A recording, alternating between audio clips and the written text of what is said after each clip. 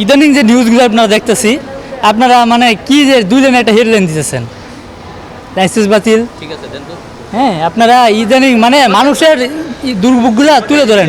ভাই, দুর্ভোগ তুলে ধরার জন্যই তো জিজ্ঞেস করলাম ভাই। এই যে শত শত মানুষ সবাই ভুক্তভোগী, এখানে কোনো দালাল আসে নাই। রোগী ভর্তি বন্ধ থাকলেও 8 দিন হাসপাতালের বাইরে অপেক্ষা করছেন অনেকে। কেন তারা সেখানে বসে থাকছেন তা অজানা। জানতে চাইলে ক্ষুব্ধ প্রতিক্রিয়া জানাচ্ছেন কেউ কেউ। এদিকে হাসপাতালটিতে থাকা গুরুতর রোগীদের বিষয়ে সরকার সদয় হওয়ার কথা জানালেও তা স্বজনদের জানায়নি 8 দিন কর্তৃপক্ষ। রয়েছে এমন অভিযোগও। বিস্তারিত জানাচ্ছেন রিশাদ হাসান। গর্ভবতী স্ত্রীর ডেলিভারির জন্য শনিবার এই ব্যক্তি আসেন রাজধানীর 8 দিন মেডিকেল কলেজ হাসপাতালে। এসে জানতে পারেন নতুন রোগী ভর্তি হচ্ছে না, ক্ষোভ জানান। তবে প্রসঙ্গ পাল্টাতেই শুরু হয় গণমাধ্যমের চরিত্র হনন।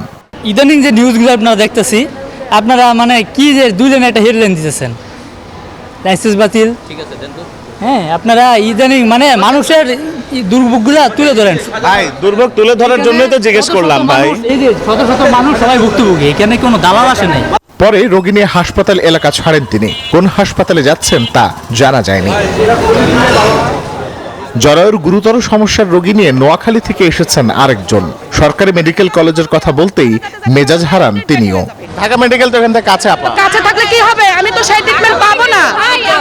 ঢাকা মেডিকেলে মানুষ যায়। ঢাকা মেডিকেল, শুনেন, এক মিনিট আপা, এক মিনিট। বিকল্প কোনো হাসপাতাল না খুঁজে 8 দিন হাসপাতালের বাইরে বসে থাকছেন অনেক রোগী ও তাদের স্বজনরা। শনিবার দিনভর এমন অনেকের দেখা মিলেছে।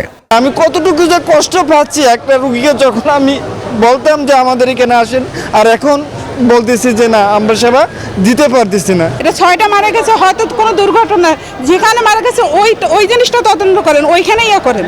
সব জায়গা বন্ধ করার তো কোনো ইয়া নাই, রাইট নাই। প্রত্যেকটা জায়গায় মারা যায়। আমি ঢাকা মেডিকেল কলেজে দেখেন, প্রত্যেকটা জায়গায় মারা যায় না কোথায় বলে। আমরা এই সরকার চাই না, কোনো সরকারই চাই না, আমরা জনগণ সরকার। ভর্তি থাকা গুরুতর রোগীর বিষয়টি মানবিক বিবেচনার কথা বলেছে স্বাস্থ্য অধিদপ্তর। তবে রোগীর স্বজনদের তা জানায়নি হাসপাতাল কর্তৃপক্ষ। স্বাস্থ্য অধিদপ্তর মানবিক দৃষ্টিকোণ থেকে দেখবে, সেরকম কোনো কিছু হাসপাতাল কর্তৃপক্ষ আপনাদেরকে জানায়নি? আমরা ওইভাবে হাসপাতাল কর্তৃপক্ষের কাছে যোগাযোগ করি জানাইও না, কিন্তু আমরা শুনছি যে 72 ঘন্টা সময় আছে। এই কারণে আমরা উদ্বিগ্ন যে 72 ঘন্টা পরে আমরা কোথায় নিব।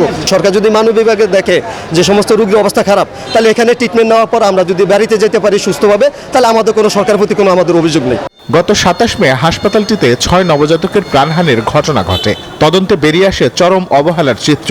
ব্যবস্থা হিসেবে হাসপাতালের লাইসেন্স বাতিল করেছে সরকার, সরিয়ে নিতে বলা হয়েছে রোগীদের। রিশাদ হাসান, নিউজ 24, ঢাকা।